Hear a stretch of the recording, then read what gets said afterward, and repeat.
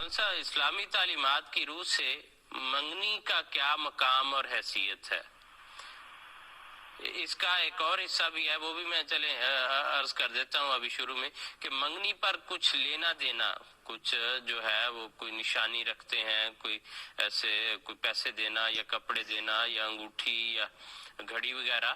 تو اسلامی حکم ہے کہ کچھ ضرور دینا چاہیے، یا یہ عرف کی باتیں ہیں کہ معاشرے میں وہاں پر رواج ہے، اور یہ کس حد تک جائز ہے یہ ساری چیزیں؟ جی، بات یہ ہے کہ بعض معاشروں میں اور بعض طبقات میں منگنی اور نکاح کو یکساں حیثیت دی جاتی ہے، مگر اسلامی شریعت نے منگنی اور نکاح میں فرق رکھا ہے۔ منگنی نکاح کا قائم مقام اور اس کا بدل نہیں ہے۔ منگنی تو صرف دو خاندانوں کا، دو فریقوں کا باہم اس بات کا اقرار ہے کہ ہم آپس میں رشتہ ازدواج میں اپنی بچی اور اپنے بچے کو منسلک کر دیں گے۔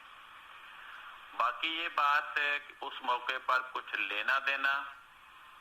وہ شریعت نے اس بات کا حکم نہیں دیا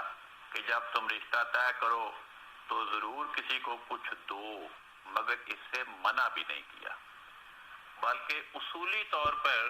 ایک بنیادی ہدایت دی گئی۔ حضرت رسول پاک صلی اللہ علیہ وسلم فرماتے ہیں،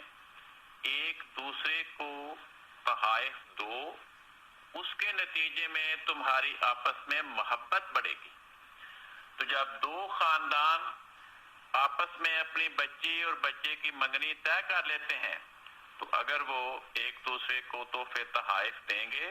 تو اس کے نتیجے میں ان دونوں خاندانوں میں محبت اور الفت کا ماحول پیدا ہوگا، جو آگے چل کر ان کی ازدواجی زندگی پہ خوشگوار اثرات ڈالے گا۔ اور منگنی کا ایک مقصود یہ بھی ہے کہ منگنی اور نکاح اور شادی کے درمیان جو وقت ہے اس میں دونوں فریق ایک دوسرے کا اچھی طرح جائزہ لے لیتے ہیں، انہیں موقع مل جاتا ہے کہ ہم نے اس رشتہ ازدواج کو برقرار آئندہ رکھنا ہے یا نہیں رکھنا، کیونکہ اگر انہیں اس عرصہ میں محسوس ہو کہ ہم سے رشتہ طے کرنے میں غلطی ہوئی،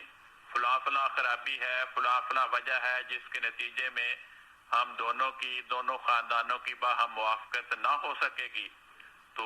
وہ اس منگنی کے عہد کو توڑ سکتے ہیں، کیونکہ یہ نکاح نہیں ہے، صرف ایک اقرار ہے کہ ہم آئندہ اپنی بچی اور بچے کو رشتہ نکاح میں پرو دیں گے۔ جی ٹھیک ہے کل صاحب، بہت شکریہ، جزاکم اللہ۔ حضرت صاحب، منگنی کی ابھی بات ہو رہی تھی، منگنی ہو جاتی ہے، دونوں کا اتفاق ہو گیا، منگنی کے بعد لڑکے اور لڑکی کا ملنا آپس میں کس حد تک جائز ہے؟ اسلامی نقطہ نظر سے کیا اجازت ہے؟ دراصل یہ جو ابھی پہلے میں نے سوال کا جواب عرض کیا وہی تقریباً اس کا جواب ہے، اور جیسے محترم کالوں صاحب نے بڑی وضاحت سے منگنی کی حیثیت بیان کی ہے کہ منگنی کو نکاح سے الگ رکھا ہے، اور منگنی اس لیے ہے کہ اس میں انسان جائزہ لے لے، حالات ایک دوسرے کے خاندانوں سے، ایک دوسرے کے حالات سے آگاہ ہو جائے اور یہ دیکھ لے کہ دونوں خاندانوں کی موافقت ہے۔ اب اس میں اگر لڑکا لڑکی میل جول شروع کر دیں تو وہ شاید کئی خرابیوں کا باعث بن جائے، اس لیے اسلام نے صرف، جیسے میں نے پہلے بڑی تفصیل سے عرض کی، کہ صرف لڑکی اور لڑکے کو ایک دوسرے کو دیکھنے کی اجازت دی ہے منگنی کے بعد، اور وہ نکاح سے پہلے ہے، نکاح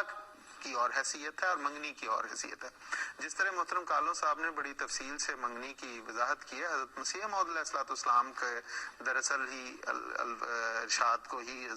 کالوں صاحب نے کھول کے بیان کیا ہے۔ میں وہ حضرت صاحب کے الفاظ پڑھ دیتا ہوں۔ بدر 27 جون 1907 میں ہے کہ کسی نے سوال کیا تو اس پہ حضور نے فرمایا اس بارے میں کہ منگنی اگر کی ہو اور کوئی مسائل پیدا ہو جائیں تو یہ نکاح نہیں ہے، اس کو توڑا جا سکتا ہے، اور